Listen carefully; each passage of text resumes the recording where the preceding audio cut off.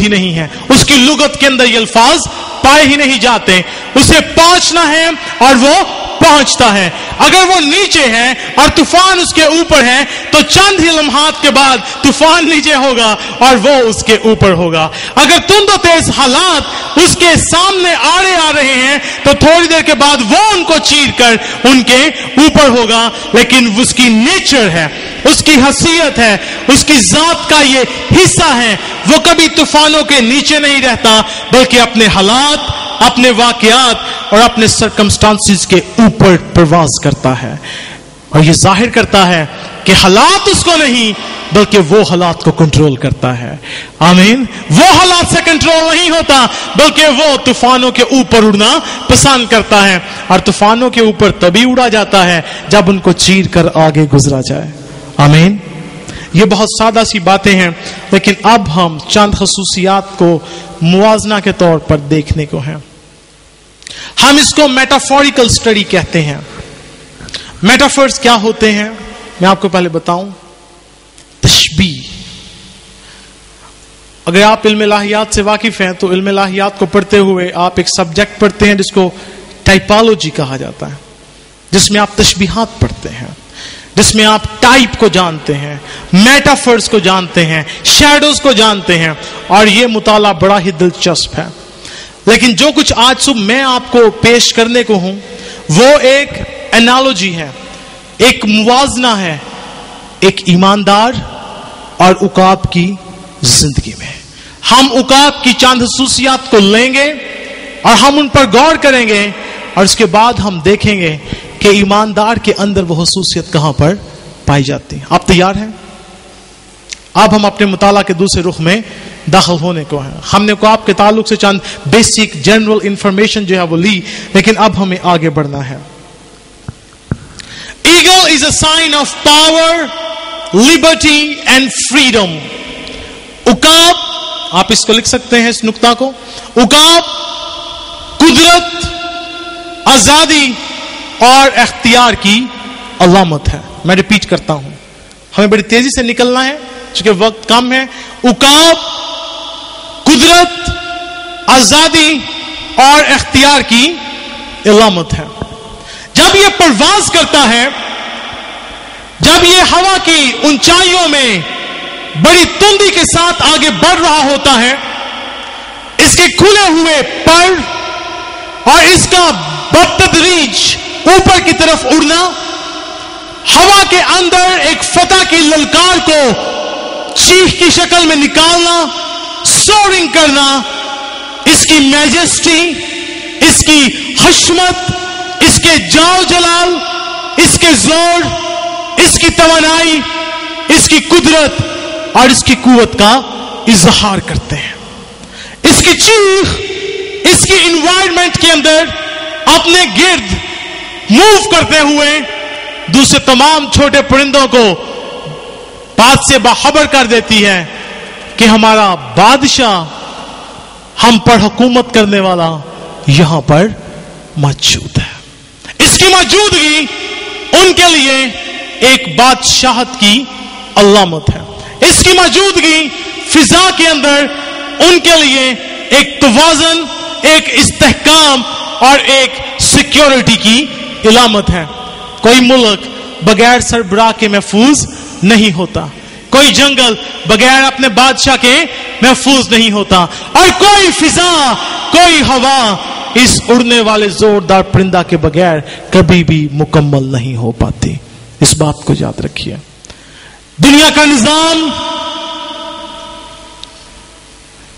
کیسا بھی کیوں نہ ہو، آپ کسی بھی ملک کے اندر رہتے کیوں نہ ہو، آپ کہیں پر بھی سکونت پذیر کیوں نہ ہو، آپ کسی بھی سوسائٹی کا حصہ کیوں نہ ہو، ایمانداروں کو زمین کے اوپر زمین کا نمک اور دنیا کا نور ہونے کے لیے مقرر کیا گیا ہے.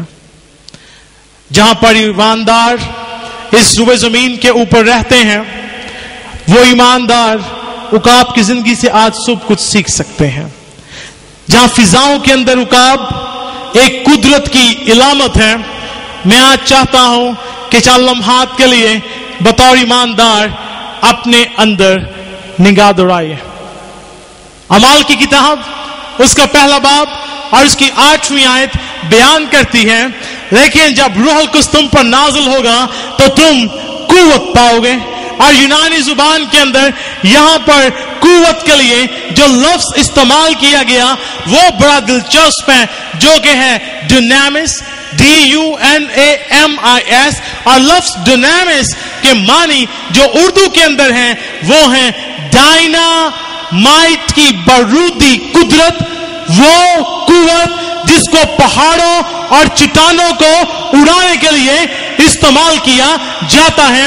अगर उकाब फिजाओं के अंदर राज करता है तो ईमानदार मसीही जो कि रूहुल कुद्स की डायनामिक कुदरत और जोर और कुव्वत से बने हुए हैं, उनको इस जमीन के ऊपर खुदा ने अपनी मर्जी और अपने इरादा के मुवाफिक राज करने के लिए रखा है।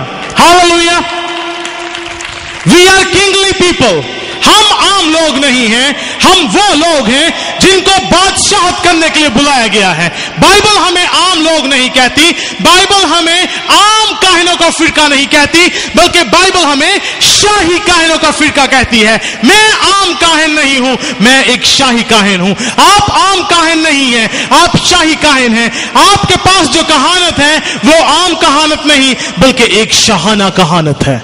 जिस तरह उकाब एक शाही जिंदगी बसर करता है, ईमानदार जमीन के ऊपर एक ऐसी कुदरत से मुलब्बस और मामूर है जो कि उकाबों के जोर, जो कि उकाबों की कुदरत, जो कि उकाबों की तवानाई और उनकी कुव्वत से कई गुना ज्यादा है। एक ऐसी कुदरत जो कि पहाड़ों को मैदानों के अंदर तब्दील कर देती है। एक ऐसा जोर जिसके सामने की दूसरा जोर टिक नहीं सकता। एक ऐसी तवानाई जिसके सामने दुनिया के हर एक निजाम और हर एक सरबराह को घुटने टेकने पड़ते हैं। हालेलुया। क्योंकि उस कुदरत और उस जोर का मंबा और मखरज कोई इंसानी निजाम और कुव्वत नहीं, बल्कि बादशाहों का बादशाह और खुदावंदों का खुदावंद यीशु मसीह नासरी खुद है। मैंने कभी नहीं कहा कि यीशु मसीह बादशाह है, और मैं इस बात को ट्रस्ट भी नहीं करता, क्योंकि बाइबल कहती है कि वो बादशाहों का बादशाह है। हालेलुया। जो कुदरत मेरे अंदर है, जो जोर मेरे अंदर है, वो डायनामिस है। अगर उकाब एक कुदरत की इलामत है तो मेरे अंदर जो जोर है वो जमीन पर वैसा ही जोर है। अगर उकाब आसमानों के ऊपर आजादी के साथ ट्रैवल करता है, और बाइबल बयान करती है इमसाल की किताब के अंदर कि कोई नौजवान औरत के साथ अपनी रवश को, कोई चट्टान के ऊपर सांप की राह को, और उसके साथ बाइबल बयान करती है कोई हवा के अंदर उकाब की राह को दरियाफ्त नहीं कर सकता। आप नहीं बता सकते कि उकाब अभी यहां पर उड़ रहा है तो थोड़ी देर के बाद वो किस हिम्मत में उड़ेगा, क्योंकि कोई उसको रोक नहीं सकता। He has complete freedom. उसके पास पूरी आजादी है, वो जिस हिम्मत में चाहे वो मूव कर सकता है, क्योंकि वो लिबर्टी का साइन है, वो आजादी का साइन है। और बाइबल बयान करती है कि तुम्हें खौफ का रूह नहीं दिया गया, बल्कि आजादी का रूह दिया गया है। We are given a spirit of freedom. एक आजादी का रूह दिया गया है। तभी तो बाइबल कहती है जहां पर खुदावंद का रूह है वहां पर आजादी है। और अगर हम उसी रूह अक़दस के साथ भरे हुए हैं जो कि खुदा का रूह है, तो ईमानदारों में आपको बताना चाहता हूं, आपको आजादी के साथ अपनी परवाज को शुरू करने की जरूरत है। कोई कलीसियाई निजाम आपकी परवाज का तयन नहीं कर सकता। मजहबी रसूम और रवाज आपकी परवाज का तयन नहीं कर सकते। कोई मैन मेड सिस्टम आपका तयन आपके लिए नहीं कर सकता, क्योंकि आपके अंदर रूहुल कुद्स की वो आजादी है जिसकी राह को कोई दरियाफ्त कर ही नहीं सकता।